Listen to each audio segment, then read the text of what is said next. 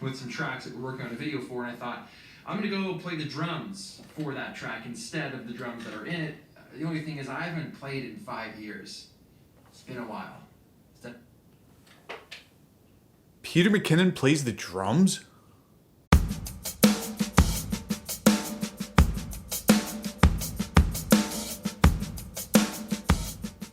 I love when I find out somebody's a musician that I had no clue about. And yeah, this happened this week. Recently, Peter McKinnon uploaded a video where he's playing drums to some backing music for a video. And by the way, if you don't know who Peter McKinnon is, he's a pretty big YouTuber. He just hit 5 million subscribers. I highly recommend to check out his channel if you don't already follow him. In all the videos that I've watched from him, I don't think I've ever heard him discuss being a drummer. He may have, and maybe I just haven't seen all of his videos, but I was intrigued and really wanted to know how good of a drummer he was. The problem is I'm not a drummer, but I know drummers. So I sent this video off to Justice from my band, Burden Affinity. So let's give him a ring up on the Zoom machine. Hey man, thanks for jumping on last minute. Hey, no problem, no problem. So did you get the video that I sent you? I did. I got a chance to watch it. We're considering kicking you out and hiring on Peter McKinnon. I mean, he hasn't expressed any interest. I don't know him. And I'm pretty sure he's probably too busy to join a band. But anyway, we need your opinion to see if we try to pursue him in replacing you as the drummer. That sounds like a fair thing to do. Let's do it. You know, I was noticing some things, good and bad. What was your initial reaction when you were watching him playing, especially knowing that it's been 5 years? Well, first of all, it took me a long time to actually get to the drumming portion itself because I got stuck looking at that fire pole. That's probably the coolest thing. He's got some more cool stuff too. He's got like this hammock that will actually like fill in like the entire second floor, and like sometimes he'll like just lay in the hammock and like shoot from there. It's pretty cool. You might have sent me one of those videos. I think I've seen something like that. In terms of the actual drumming portion of things, the drums, I kind of immediately thought it was a SJC drum set. And sure enough, it was, with the weird oval badge, because I'm used to a completely different badge system. So you know that he's playing on something good. He throws in the in-ear monitors rather than putting cans over his head. So I knew I was potentially in for something good, but I also know what, a week of rust does for me. So I'm thinking, okay, what's 5 years of rust going to do for this guy? One thing I did notice about the kit is it's actually similar to your kit. 4-piece hi-hat ride, 2 crashes. You obviously use more cymbals than that, but it's kind of more of a minimalist kit. You are wrong, Tim. You missed something. What did I miss? You see to the left of his hi-hat, he has a popcorn snare or something that resembles a popcorn snare. It's almost like maybe a 10 or 12 inch snare. It looks like it's about 6 inches deep. You can tell when he's drumming with his left hand, he's getting a snare sound and clearly not crossing over to the main snare. So no, it's not a minimalistic kit. That's actually kind of a unique configuration. Interesting. What do you think about the drum playing himself, like his actual style? Because I noticed there's kind of 2 sections where he was playing drums. There was like a quick snippet before they started recording where he was probably just warming up, and then the longer snippet where he was actually playing to the track. And for me, I definitely noticed in the first snippet there was some rust in there. I mean first he was counted in on a 6-beat, but he was playing in 4, which I found a little amusing. I don't think I noticed that. 2, 3, 4, 5, 6.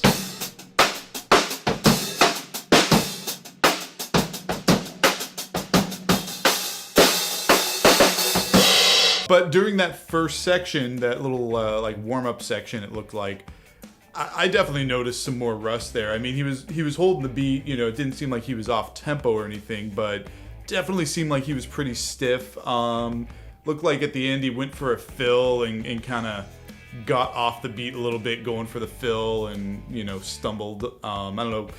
What was your thought looking through that section?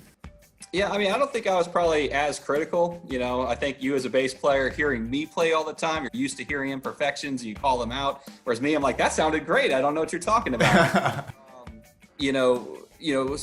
Observations for me, he was practicing on his leg, just stickings on his legs. It was pretty obvious. Okay, this guy, he's been trained. He's not just that guy who's like, I can hear what they're doing in Nirvana and I'm gonna go ahead and repeat that. you know, like just drumming along to songs he likes. You can tell he's actually worked at it. Those are paradiddles he was playing. You know, he's playing with accents. Even if he's got 5 years of rust, he's clearly not bad at what he does. And then when he wound up playing on the kit, you could kind of see some similar things. Like, yeah, he did look kind of stiff. It looked like he was, you know, he wasn't super fluid with his wrists so much as it kind of seemed like he was, yeah, like mechanical. He was doing some like really nice rolls on the hat. You could kind of tell he had that like soft like roll touch, which I know is something drummers have to work towards. Like that real smooth roll using the soft fingertips to get going is not something that people just sit down on a kit and do naturally. Looked like there was a little bit of ghost note work in there. I couldn't hear it. I think that's because of the processing afterwards, but just looking at the way he was hitting the snare, definitely a couple extra little hits in there, and they seem deliberate. So if he's doing ghost notes, that's usually a good sign he knows what he's doing.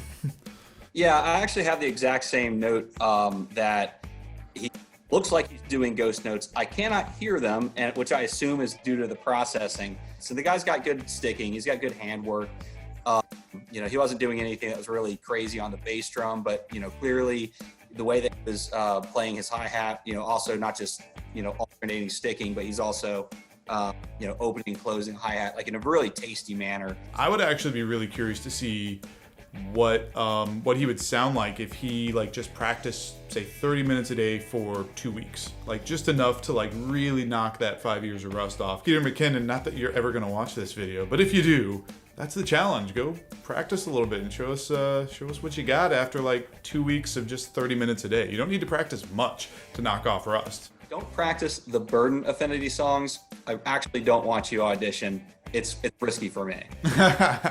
That's right. And if you're interested in coming to Florida and trying out for a band, there likely will be an opening.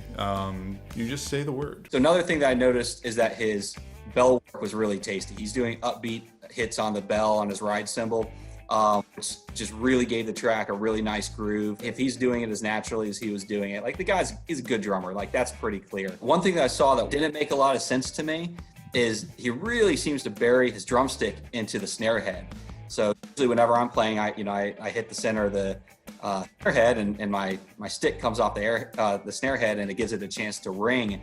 He just like pounds in there just like you would bury the bass drum beater into the bass drum and have it stick there. He hits it and it's just there. And for someone like me watching it, I'm not used to seeing that, so it caught my eye. What's also weird is we were talking about his ghost work. Like ghost notes depend on the bounce of the snare, right? Like you don't get a ghost note if you're burying your stick. So he's doing something that requires good bounce on the snare. At the same time, he's also burying it. So I wonder if that was deliberate. So beyond just being a drummer and having a really cool fire pole, he's in cold brew. And you know me, I live in cold brew. So thumbs up to him. His coffee setup in his office is pretty insane. The guy is obsessed with coffee, which is totally fine in my book. All right, so I want to thank Justice for joining. Justice is, of course, from my band Burden Affinity, and if you watch my channel regularly, you know I'm in a second band, Four Penny Coffin. Well, he's also the drummer in that band. That's right, 3 of the members of Burden Affinity are also in Four Penny Coffin, who is led by the former bass player that I replaced in Burden Affinity. It's this one big incestuous mess of musicians between these 2 bands. But thank you, good sir, for helping me make sense of Peter McKinnon's drumming. You definitely provided way more insight than I had. Make sure you check out Peter's channel if you haven't already. And while you're in the process of checking out things, check out Burden Affinity and Four Penny Coffin. Links in description. Justice, any final words before we say goodbye to our lovely audience? Maybe smash the like button? Oh, Peter McKinnon says that. That's right. Hit the like button, smash it if that's something you're into. Leave some comments, subscribe to the channel, ring the bell. You keep making beautiful music, and I will see you in the next video. The quote I wrote down was, "He never did anything I told him to do." My thought was like, oh, he really is a drummer. Guilty.